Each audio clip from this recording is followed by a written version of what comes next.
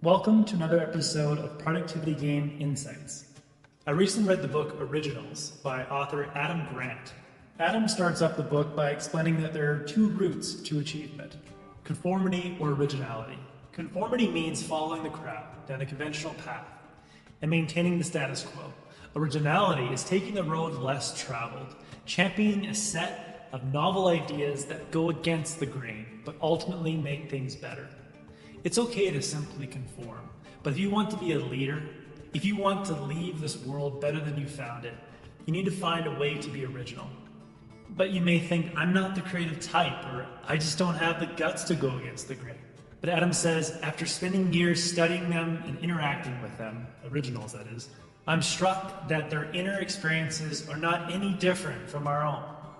They feel the same fear, the same doubt as the rest of us. What sets them apart is that they take action anyway. They know in their hearts that failing would yield less regret than failing to try. To chart the course towards originality, you need to hone your creativity. After reading Adam's book, I gathered 5 ways anyone can use to foster their creativity. First, question the default. Second, protect your downside. Third, get domain experience and then broaden. Fourth, become an idea machine. And lastly, procrastinate on purpose.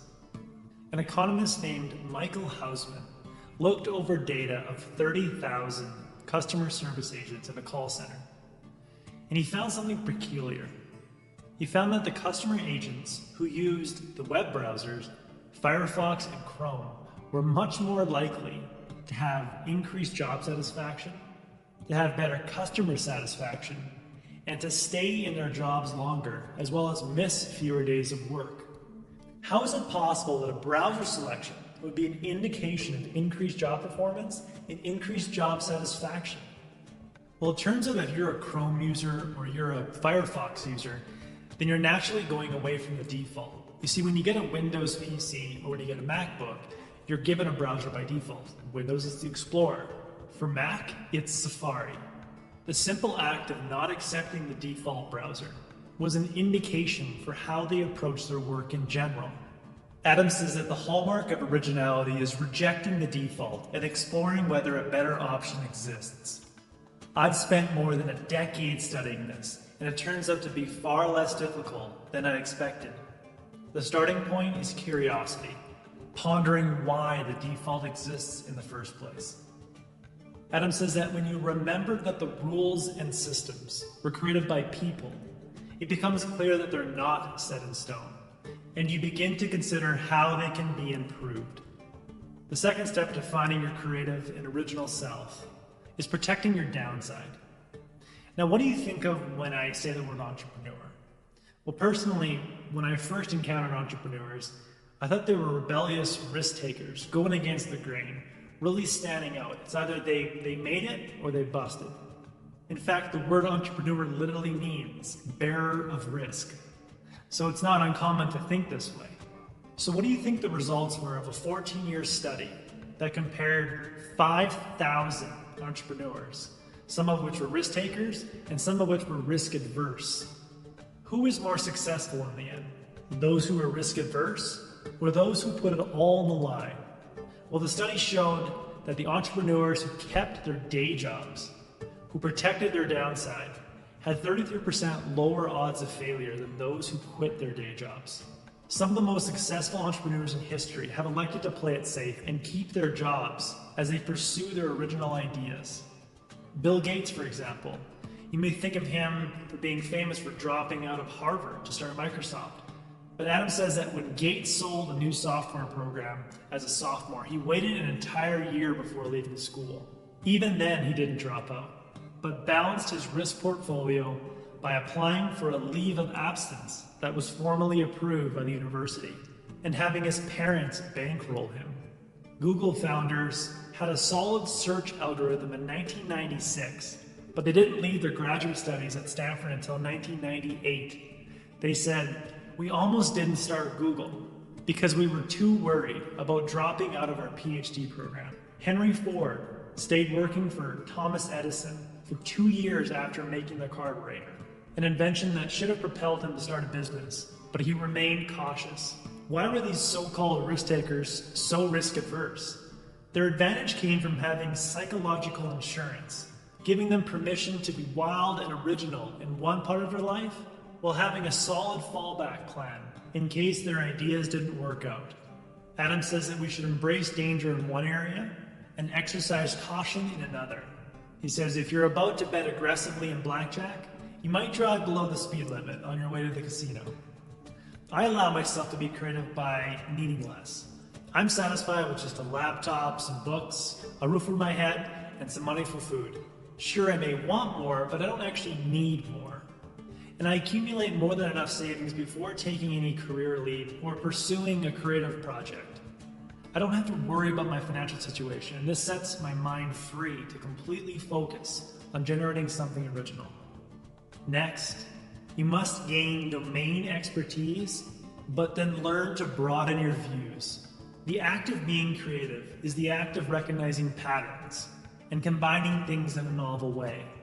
To do so, we need to trust our intuition, our pattern recognizing supercomputer.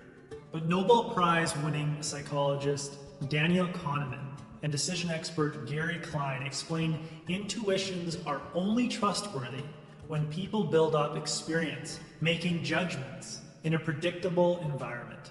Adam gives us an example of what happens when we fail to do so. Back when the Segway was coming out, Steve Jobs and Jeff Bezos, two of the most brilliant minds in the technology field, they invested heavily in the Segway. The inventor of the Segway projected 10,000 sales a week. After 6 years, it only sold 30,000. So how could Jobs and Bezos be so wrong? For an original idea to be a success, it must be both novel and practical. Jobs and Bezos were so rich and so out of touch with what the average consumer would find practical that their intuitions misled them.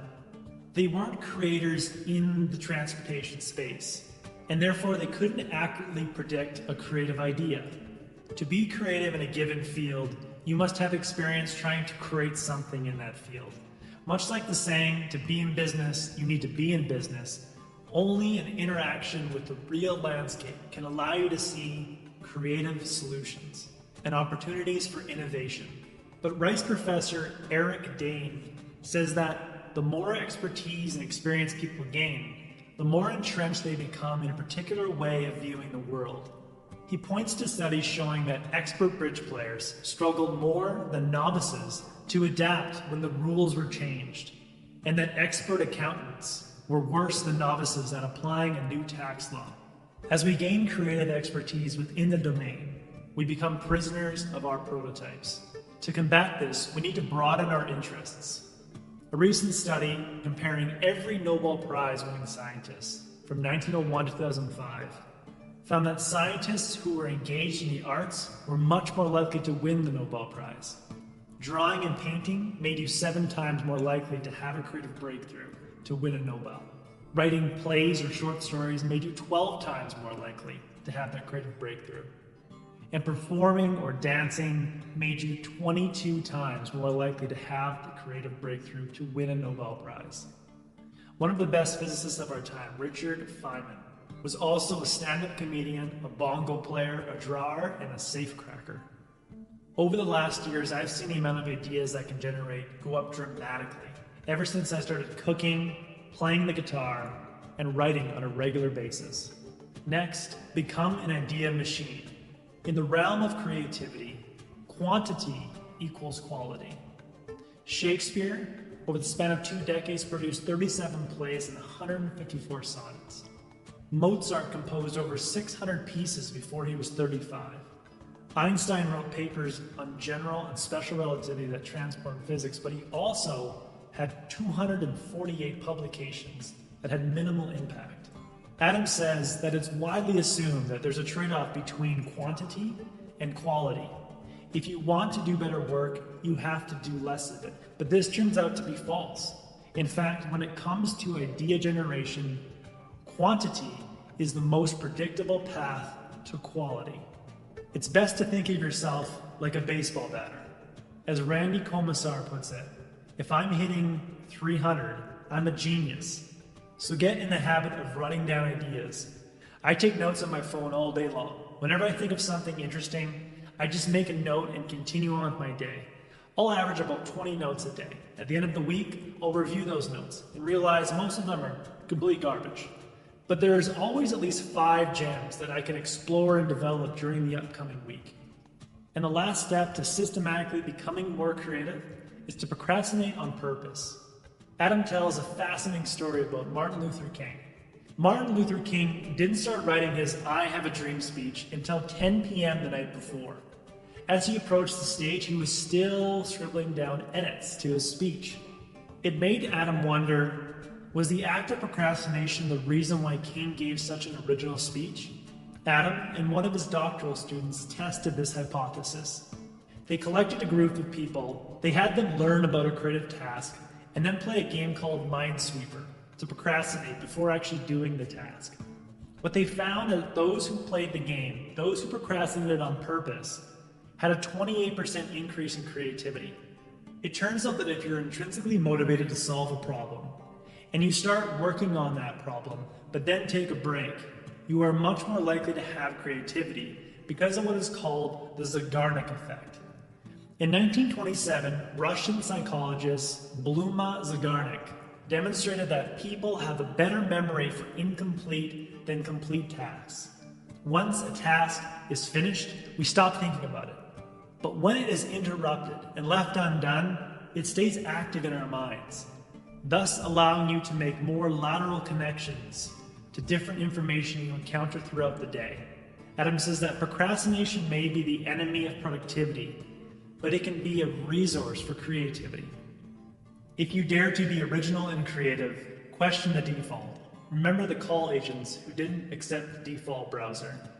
Protect your downside. Remember Gates and Ford who played it safe. Gates got a leave of absence and Ford kept his job. Get domain experience, then broaden. Remember Steve Jobs' failure of intuition and the increased success of the Nobel Prize winners who were engaged in other activities. Become an idea machine. If you're batting 300, you're doing great. And procrastinate on purpose. Remember Martin Luther King writing a speech at 10 p.m., but also remember that he worked on that speech for an entire year. Those are the 5 principles of creativity that I gathered from Adam's book. But Adam's book goes into much more detail on how to champion those ideas. I highly recommend you read his book if you want to make a dent in the universe. If you would like a 1-page summary of the ideas that I gathered from his book, just click the link below and I'd be happy to email it to you. If you're already subscribed to the free Productivity Game newsletter, this will already be in your inbox. Thanks for watching and have a productive day.